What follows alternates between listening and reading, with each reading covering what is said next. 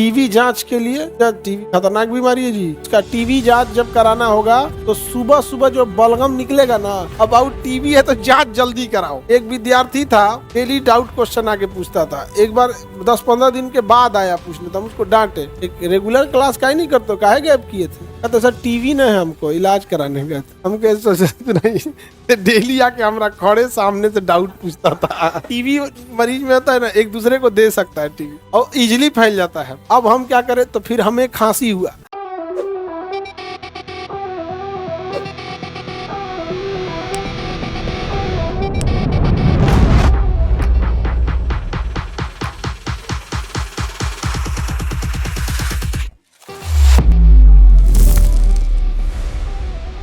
जितने service sector होते हैं उसमें रेवेन्यू से प्रॉफिट ज्यादा होता है। सर्विस सेक्टर में आपको कुछ चीजें बना के नहीं देनी है, सर्विस सेक्टर में चीजें बना के नहीं देनी है। जैसे कोई डॉक्टर है, मान के चलिए उसने 50 मरीज देखा। कितने मरीज देखा? और एक मरीज से उसने 1000 रुपया फीस लिया, तो प्रतिदिन उसका इनकम कितना हुआ? 50। डॉक्टर का प्रतिदिन का इनकम कितना है? 50,000। समझ में आया? अब इसमें से दवाई लिखेगा, क्या लिखेगा?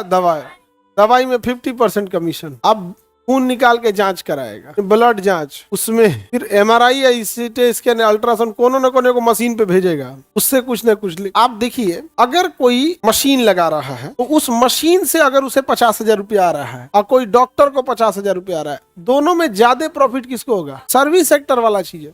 इसमें देखा, इसे पर्ची उर्ची लिख दिया है, उसका अपना कॉस्टिंग ज्यादा नहीं आएगा। लेकिन अगर वही कोई एक्सरे लगाया है तो पहली बात की एक्सरे में अब 2 जानी चाहिए, एगो टेक्नीशियन, एक तो डॉक्टर। फिर बिजली खाएगा अलग, सबका अलग अलग लेवल हो जाएगा।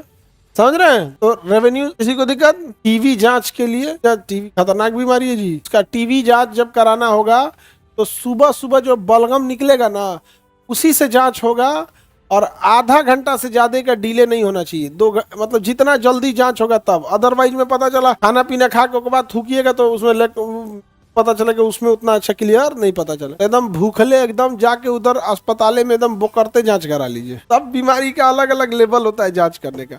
अबाउट टीवी है तो जांच जल्दी कराओ। एक विद्यार्थी था, डेली डाउट क्वेश्चन आके पूछता था। एक बार 10-15 दिन के बाद आया पूछने, तो हम उसको डांटे, एक रेगुलर क्लास काहे नहीं करते, काहे गैप किए थे?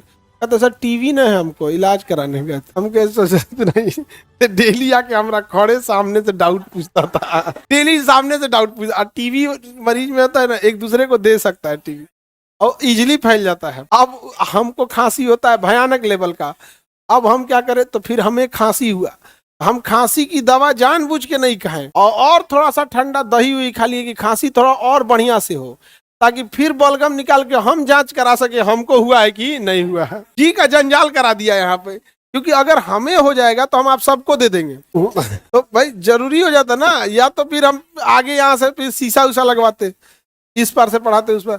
अब हम क्या कर सकते थे, उसको जान खांसी हुआ हमको, उसका जानबूझ के उसको दवा नहीं कराएं, 15 दिन उसको बढ़ने दिए, जब बढ़ गया तब जांच कराएं। तब हमको पता चला था कि नहीं एकदम सुबह का बलगम से जांच होता है, वो भी आधा 1 घंटा से ज्यादा का डिले नहीं होना चाहिए। तब पता चला नहीं हमको नहीं हुआ है। तो हम कहे कि गजब गजब होता है सब। तो ये सब टाइप के जो कम्युनिकेबल डिजीज अगर आप लोग को है तो उसका इलाज जल्दी कराओ। इसके आसपास बैठा होगा, उसको क्या किया होगा, हम कहे कितना दिन से? का सर 1-1.5 साल से। बड़ी लंबा होता है टीवी बीमारी, और उसकी इलाज बहुत लंबा चलता है। खराबी क्या होती है पता है? टीवी का दवाई लोग खाता है, कंट्रोल हो जाता है, छोड़ देता है। बहुत लंबा होता है टीवी का बीमारी, बहुत लंबा चलता है। आगे बढ़े, छोड़ दीजिएगा ना तनी सा जोरन भर का तो फिर फैल जाएगा। जैसे कैंसर कैसे होता है, तनी सा बच गया फिर हो जाएगा, उसी तरह टीवी है, थोड़ा सा बच गया ना, अब मौसम गड़ा फिर हो जाएगा।